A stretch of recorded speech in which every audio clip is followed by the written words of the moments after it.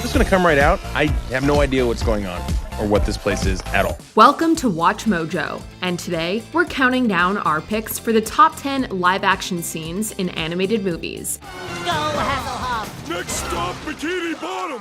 Why are the robots shooting other robots? Aren't they supposed to be friends? I don't know! I'm the artist! You're the writer! Ay, Dios mío. It's gotta be them. If it is, I don't want to know about it. They don't even know we exist. For this list, we'll be looking at the most memorable instances wherein animated flicks made the brief transition into live-action filmmaking. Only those movies that are mostly, if not almost entirely animated outside of the scene in question are eligible, while films that blend live-action and animation throughout, no matter the ratio, are excluded. Do you like seeing live-action sequences in an otherwise animated film? Let us know in the comments below. Number 10. So Much World. Playmobil the Movie. Considering other flicks that have been based on toys and games, it's perhaps not too shocking that this musical comedy based on figurines was a bit of a box office failure and a critical disaster. What's taking you idiot pirates so long? I could have captured an entire Viking horde myself and been home for dessert by now! I think we found just what you've been looking for. I'm not paying you to think! But it's not Playmobil's story or premise that puts it here. Revolving around siblings Marla and Charlie as they're taken into Playmobil's computer animated world, the English language French production opens with a family-friendly musical number where Big Sis sings her way through the house with little bro in tow. There's so much world out there, and I got to see it all. Foreshadowing their big adventures while also showing off some of the German building toys in real life, the live-action scene is one of the brighter and more subtle spots of the film. We'll study history in the places history was made, learn all about real knights and how the Romans stayed. Number 9. Toll Booth Unpacking. The Phantom Toll Booth. We're going old school with our next pick by traveling back to 1970 with the Phantom Toll Booth. What's there to do? Nothing, I guess. Nothing is fun anymore. Right. Everything's a big waste of time. Though seldom seen even upon release, if there's one thing this Chuck Jones project is remembered for, it's its witty, erudite sense of humor that permeates the animated landscape. Stop! Make up your mind. You're holding up traffic. We get a brief taste of this early on when the disillusioned Milo comes across a mysterious package sitting in his living room. Poor Milo, who has plenty of time. So bored he'll investigate anything, Milo unwraps it only for a wacky-looking toll booth to appear, complete with miniature car. Back in the day, we're sure this funky little cinematic effect was quite neat for audiences, as it cleverly set the tone for what's to come. Number 8. Storytelling in Central Park. Balto. Much like this 1995 cult classic is regaling the audience with the legend of the real-life sled dog known as Balto, punctuating the animated core of the movie is a woman doing the same for her young granddaughter. Strolling through Central Park, they search for the statue erected in Balto's honor to little avail, and it isn't until the story is complete that they finally find it. What does it say? Dedicated to the indomitable spirit of the sled dog. With the little girl having now been acquainted with Balto's heroics, the film ends on a reflectively appreciative note, especially when the grandmother is revealed to be the grown-up Rosie, whom Balto saved from diphtheria. Thank you, Balto. I would have been lost without you. It's at this point that we feel like we were entertained and learned a little something in the process. Balto really did do all of that, didn't he, Grandma? Oh yes, sweetheart, he really did. And today they run the Iditarod dog race over the very path he and the others took. Number 7. Sponge and Spiker. James and the Giant Peach. Even when he's just in the producer's chair, we don't think anyone would accuse a Tim Burton movie of being bright and cheerful. Then, one day, a terrible thing happened.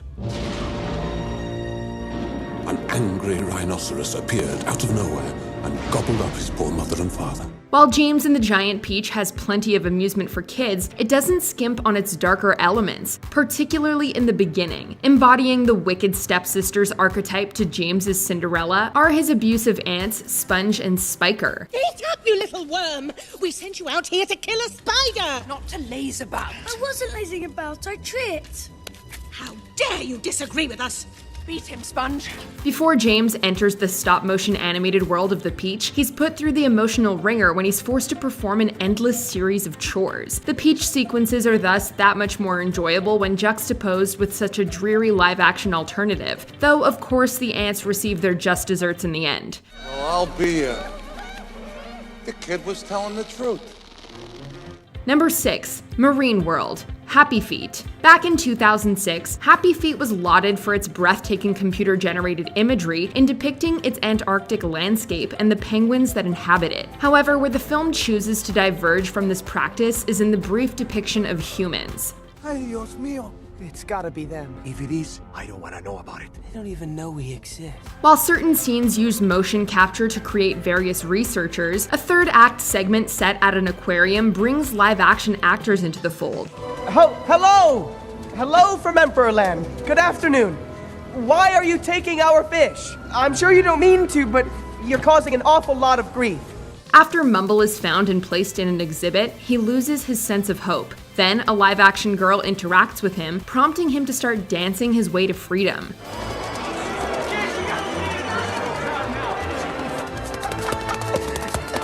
The merged filmmaking styles can be a bit jarring, but adding live actors to the mix cements the film's emotional resonance. Number 5. Stuffed Animals. Winnie the Pooh. As the A.A. Milne biopic Christopher Robin reminded us, the characters of the 100 Acre Wood have a long and storied history dating back to the early 20th century, when the majority of them were inspired by Milne's son Christopher Robin's toys. It's a little world. Like you said, 100-acre paradise. Of course, when we think of Pooh and the gang now, we likely think of their various incarnations in animated media when underneath the Disney banner. Thank you all ever so much.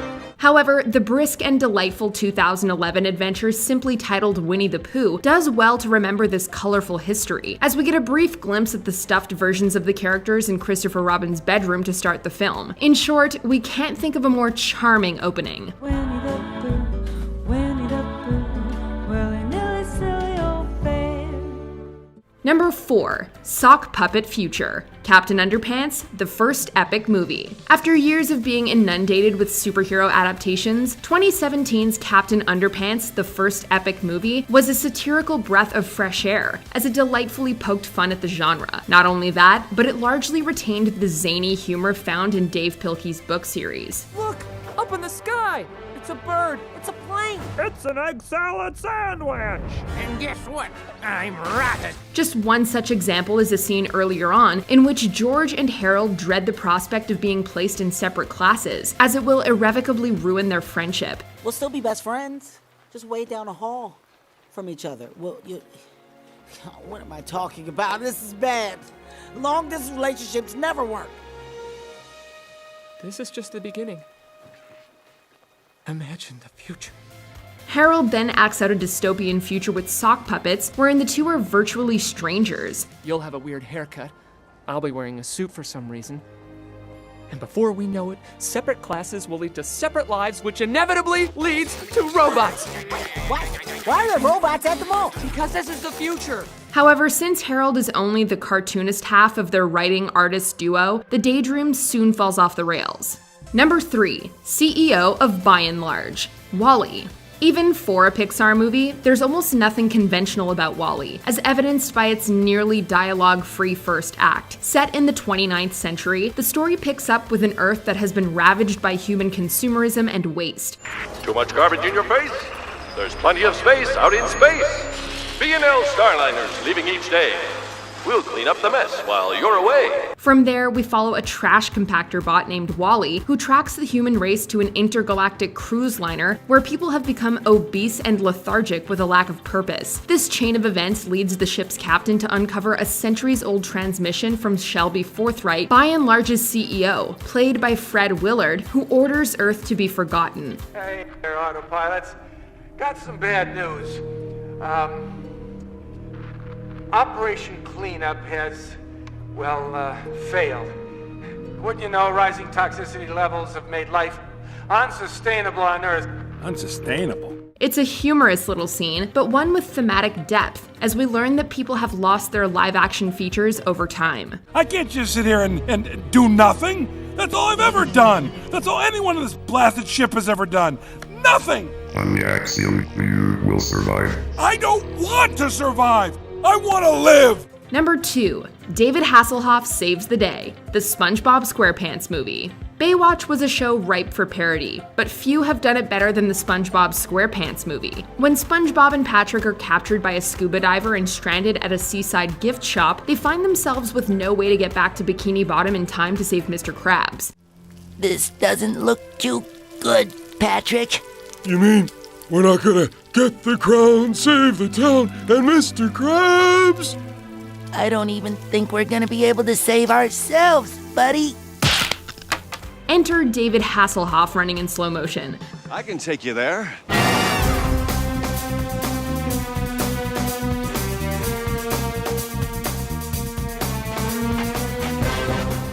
Who are you? I'm David Hasselhoff. Hooray! Of course, that is the go-to Baywatch gag, but then seeing SpongeBob and Patrick ride Hasselhoff like a jet ski is priceless. The superhero sequence in the sequel, Sponge Out of Water, is fun in its own right, as is Keanu Reeves' turn as Sage in SpongeBob on the Run. Maybe we should have picked a better superpower for you, Patrick. But there's just no beating being rescued by Mitch Buchanan himself. You done good, Hasselhoff. Before we continue, be sure to subscribe to our channel and ring the bell to get notified about our latest videos. You have the option to be notified for occasional videos or all of them. If you're on your phone, make sure you go into your settings and switch on notifications. Number 1. The Man Upstairs, the Lego Movie. With the Lego Movie being as meta as it is, it's surprising that we didn't see the revelation that all of Bricksburg and its surrounding realms are part of a Child's Play set coming. I'm just gonna come right out. I have no idea what's going on or what this place is at all. So imagine our surprise when Emmett plummets into the abyss only to end up an actual Lego piece in a live-action basement. This, of course, begets the introduction of Finn, the young boy whose imagination drives the story, and the Man Upstairs, who is actually Finn's father, played by Will Ferrell. You know the rules. This isn't a toy. It kind of is. No, actually, it's a highly sophisticated interlocking brick system. But we bought it at the toy store. We knew Ferrell was in the movie, with him voicing President Business, but to see him suddenly in the flesh was a real treat. The sequel replicates this bit with Maya Rudolph as the mom, but there's no topping the first. I need... Close to childbirth. Very close in pain level to childbirth. Do you agree with our picks? Check out this other recent clip from WatchMojo, and be sure to subscribe and ring the bell to be notified about our latest videos.